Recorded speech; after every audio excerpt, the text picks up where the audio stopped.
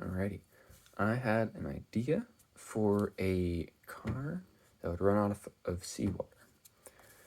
So, you just fill the intake in with seawater, regular, it could be any water at this point, actually. What it does is it runs around the engine, which is warm at this point, I'll get to that later, evaporates the water, and how it would work was there's like a two-part system or a two-part pipe. Inside pipe holds the water and is porous enough so steam can get out, and the outside one just holds everything together. So it could also work with condensation. You're looking at that a little bit more. Don't know how that would affect it, but go around, it would evaporate.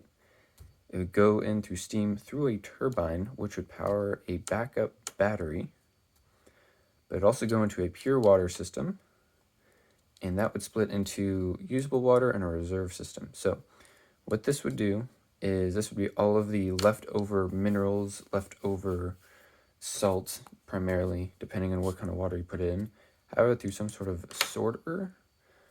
Now, don't know how that would work. That's something also just go with it, hypothetical. But you could add that if there's any, there will be minerals for you to drink in drinking water, because you don't want to just drink distilled water. Not the best for you. So add that back in. You can have a pure just drinking water tank for whatever reasons you want. Now, that's for that. The other one is a reserve tank. So when this is depleted, you'll still have some of this in here. And so what that is for is when the engine is cold, it won't be evaporating any water. But in order to evaporate the water, you need the engine to be running to open it up. Just like how a gasoline car, the coolant doesn't open up until the engine is warm enough, and then it'll open up the system to the radiator, to the reservoir, all that stuff. So you need fuel to get to that point, and then we'll start putting in the fuel in this case, or the raw input or intake. So that's what that reserve is for. Over here is it will split the water, because it's just pure H2O, into oxygen and hydrogen. Now, the hydrogen, it will be splitting at the rate that the car needs it. So there will never be a tank of hydrogen. I had that in the beginning. It was like, pretty much a bomb. Don't really want that. So if you have it as a just how the car needs it, kind of like the MAV sensor or the intake of a car. All it is think of a circle, and the more you are on the gas, the more it'll open up, which will bring in more air in a gas car, which then will bring along more gasoline with some fancy physics and science. It will bring in more, and it will make the engine go faster, and you will go faster. So when you're flooring the gas pedal in a gasoline car, you're 100% opening up that air intake and that flippy boy, and bringing in as much oxygen and gas you can into these cylinders, which then will ignite faster, and that's how you go faster, higher RPMs. And the transmission changes that, and so it doesn't just like go crazy. So for that, the hydrogen will never be in an abundance. It will only be when it is needed by how much you're needing it. Now the oxygen, also, you'll need that for just basic combustion. You need oxygen for that. So in a way, you don't need an air intake for the car at all, which in a way, you don't need air to run the car, which in a way means you can go underwater in an ideal situation, which works even better because the car runs on salt water, or in this case, any water. So, hypothetically, the car could run indefinitely.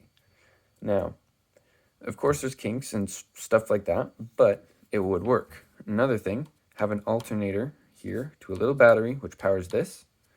So you have two forms of powering or creating energy, creating power. which for a car doesn't hurt to have a backup battery or a backup way to create energy. And let's say you run out of salt water, the intake, you don't have that anymore. It'll just run on this because this is still here.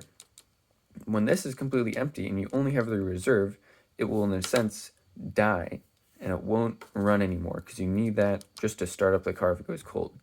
Another thing you could do is if it's done, you could just run the usable water back through the system and create that if you want to. Now, you could also have a valve that on the outside of the car, you twist it and it just drains this into here, as well as whatever minerals you need, and it'll just go into that. So in a hypothetical sense, if you have every single one of these filled up, then you could run for a very long time, depending on how big the tanks are. And if you need fuel, in this case fuel as in just the intake, you can literally just drive into the ocean, open up the, in this case, gas can, fill up the car, and drive back out. Because if there's no need for an air intake, because the air is already being created, because with the air intake, all you're intaking primarily is oxygen to start a fire, pretty much to ignite the hydrogen. So, I think it'd be sick. I think it would be amazing. Don't know how it would, work in the real world. It's all hypothetical. But for a hypothetical that the only exhaust would be either oxygen, which you could, depending on how much you need for the engine, pump it back into the car if you are underwater or in a, contaminated area where you can't get air from the outside, from outside of the car. You could just pump that back in at a rate where you consume it. So it won't be 100% oxygen because it's dangerous if any fire spark happens. But the only thing that I'm curious about is as you are breathing, you're exhaling carbon dioxide. But if you are replenishing the oxygen in your environment at a rate that you need it, will that mess with you? Because in that case, the only thing that is being gained is the carbon or carbon dioxide that you're exhaling. So you could have some system to scrub that or make it back into oxygen or whatnot, but that could be sick. Another thing, pretty much whole thing made out of titanium or any other substance that is non-corrosive to salt water, which is, if you've ever owned a boat, is quite expensive and hard. So, yeah, that is my idea for a car. This was all just like a 12:31 a.m. like crazy, just going for it idea, shower thoughts to the extreme. So that is that.